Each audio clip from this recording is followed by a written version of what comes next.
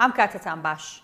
سەرۆکایەتی هەرێمی کوردستان بە فەرمی داوا لە کۆمسیۆنی هەڵبژاردنەکانی عێراق دەکات سەرپەرشتی هەڵبژاردننی پەرلەمانی کوردستان بکات با گوێرەی ڕاگەیەنراوێ کە کەمێک پێش ئێستا سەرۆکایەتی هەرێمی کوردستان بڵاوی کردوتەوە 2 ڕۆژ پێش ئێستا با نووسراوێکی فەرمی بە واژۆی فەوزی هەریری سەرۆکی دیوانی سەرۆکایەتی هەرێمی کوردستان داوا لە کۆمسیۆنی باڵای سەربەخۆی هەڵبژاردنەکانی عێراق کراوە ئامادەیی نیشان بدەن بۆ سەرپەرشتیکردنی هەڵبژاردننی پەرلەمانی کوردستان.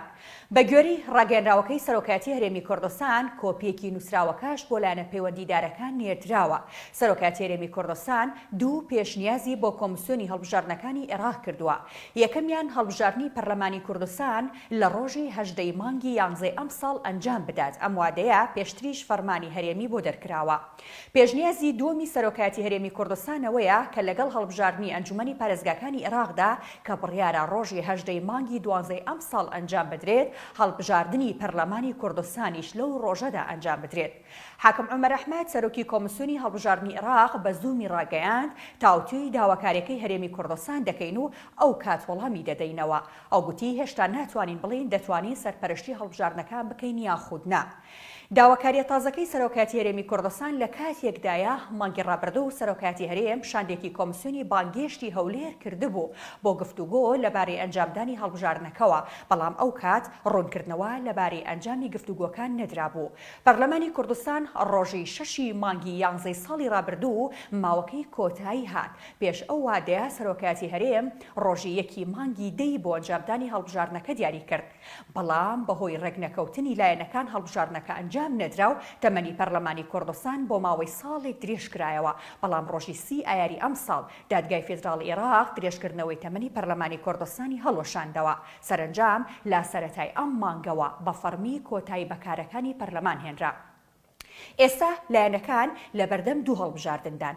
لەلایەک هەڵبژاردننی ئەنجومەنی پارێزگاکانی عێراق کەوادەکەی دیاریکراوە و لە 18 مانگی 12دایە لەلایەکی دیکەشەوە هەڵبژاردننی پەرلەمانی کوردستانە کە هێشتا کاتەکەی دیاری نیەکەی ئەنجام دەدرێت. لەبارەی 2 هەڵبژاردنەکە لایەنەکان لە گفتوگۆدان. سەرەتای ئەم هەفتەیە پارتی و یەکێتی کۆبوونەوە، بەڵام نەگەیشتن بەنجامێکی ئەوتۆ. ئەمڕۆژ شاندی دەستگای هەڵبژاردننی یەکێتی سەردانی کۆمەڵی دادگەری کرد و یەکگرتووی سەردانی کۆمەڵی دادگەری و هەروەها یەکگرتووی ئیسلامی کوردستانیشی کرد. ئێستا دەچمە لای هەردی عوسمان لە شوێنی کۆبوونەوە لەبارەی دوایین پێشهاتەکانی پێیوەست بە هەڵبژاردنەوە. هەردی سڵاوت لێبێت.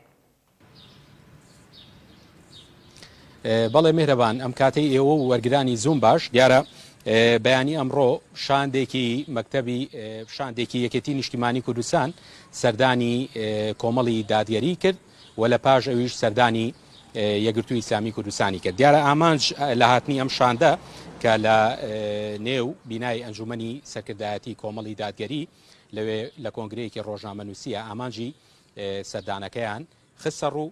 ئامانج لە هاتنی ئەم شاندەی یەکێتی بۆ لای هەریەک لە یەکگرتوو کۆمەڵی ئیسلامی لەسەر ئەو بابەتەیە کە مەسەلەی پرسی هەڵبژاردننی ئەنجومەنی پارێزگاکانی عێراق کەوا بڕیارە لە مانگی 12 ئەم ساڵا بەڕێوە بچێت و پاش ئەوەش مەسەلەی یەکریزی نێوماڵی کورد و دابەزینی باڵێن بەژاریکردنی سەرجەم لایەن و حیزبە سیاسیەکان بە یەک لیست.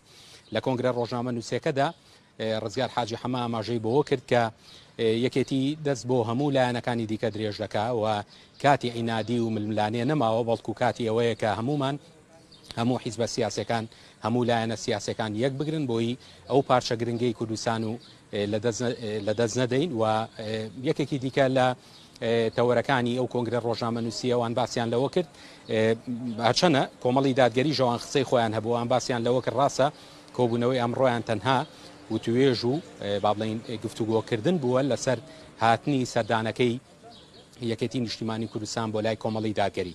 لە پاژەوە لە کاژمێر 2 هەمان شاند سەردانی یەکگرتووی بارگای سەرەکی یەکگرتووی ئیسلامی کوردستانیان کرد. لێرە لەلایەن شاندێکی یەکگرتووە با بڵێن پێشوازیان لێکرا وا بڕیار بوو لە پاش با بڵێن کۆبوونەوەکە کۆنگرەیەکی ڕۆژنامەنووسی بەسن.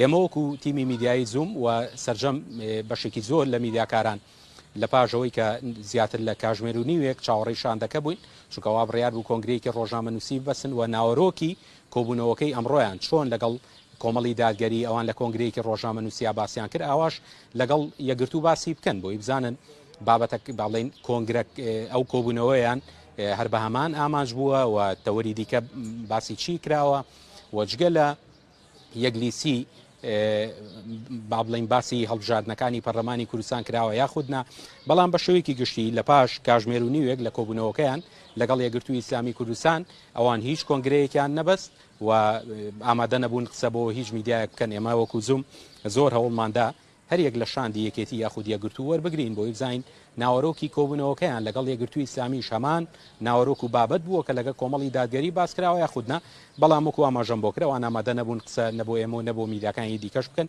و تا ئەم ساتە وەختەش ئێمە چاوەڕێەوەی ئەوە بووین ڕاگەنراوێکی هاوبەشیان هەبێ بەڵام دیارە تا ئێساش ڕاگەنرا هاوبەشەکەیان نەبووە.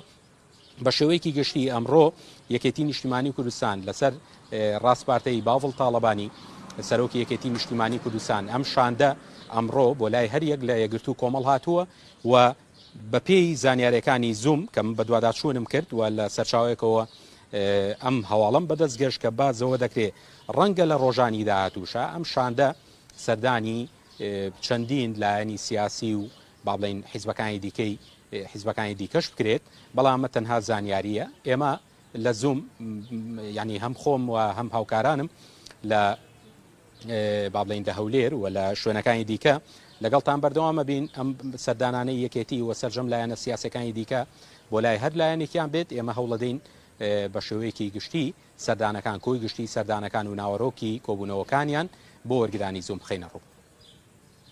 سپاس بۆ وەردی عوسمان زومی سلێمانی ئەوەی بەڵێ میهرەبان ئەم کاتەی ئێوە وەرگرانی زوم باش هەرێمی کوردستان بوو بۆ کۆمیسیۆنی هەڵبژاردنەکانی عێراق و سەرپەرشتیکردنی هەڵبژاردنەکانی هەرێمی کوردستان هاوکات لەلایەکی تریشەوە ئامادەکاری حیزب و لایەنە سیاسەکانی هەرێمی کوردستان بۆ هەڵبژاردنی ئەنجومەنی پارێزگاکانی عێراق بە تایبەت ناوچە جێناکۆکەکان بە هیوای کامەرانیتان.